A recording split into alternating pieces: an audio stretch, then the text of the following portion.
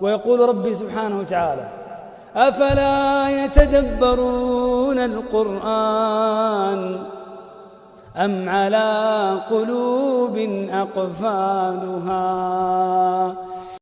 عندما بشر من جلس في مجلس يذكر فيه الله عز وجل قال عليه الصلاة والسلام: ما جلس قوم في بيت من بيوت الله يتلون كتاب الله ويتدارسونه فيما بينهم إلا نزلت عليهم السكينة وغشيتهم الرحمة وحفتهم الملائكة وذكرهم الله عز وجل في من عنده. وفي حديث آخر يقول تبارك وتعالى لهذه الوجوه التي اجتمعت في بيت من بيوت الله عز وجل وطلبت هذا المجلس المبارك، في آخر المجلس يقول تبارك وتعالى: قوموا مغفورا لكم قد بدلت سيئاتكم حسنات.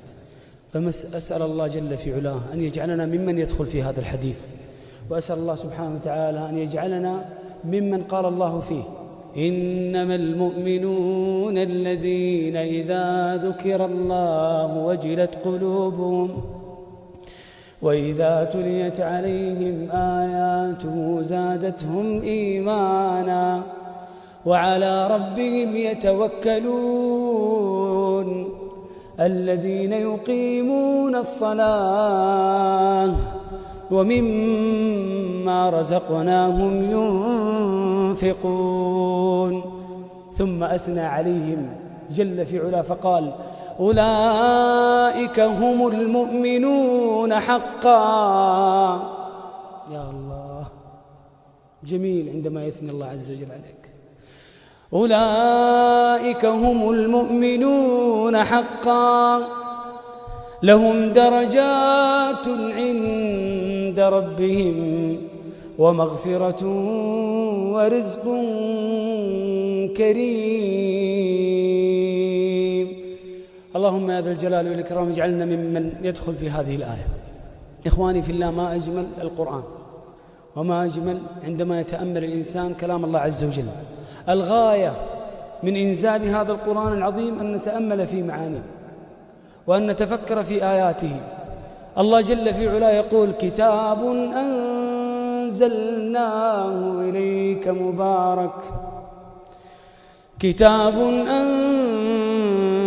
أنزلناه إليك مبارك ليدبروا آياته وليتذكر أولو الألباب.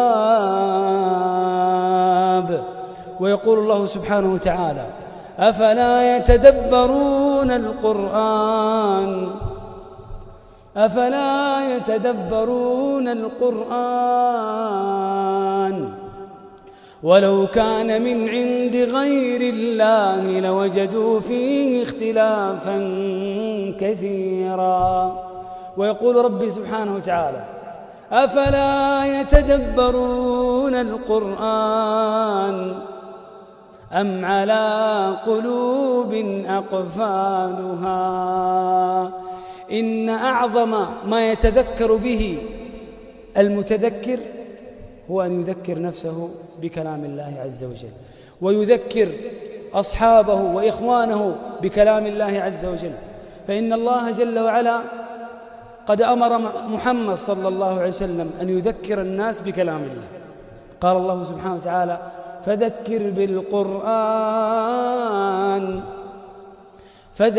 بالقرآن من يخاف وعيد. لأن هذا القرآن عظيم الذي سماه الله عز وجل موعظة للعالمين وموعظة للناس أجمعين.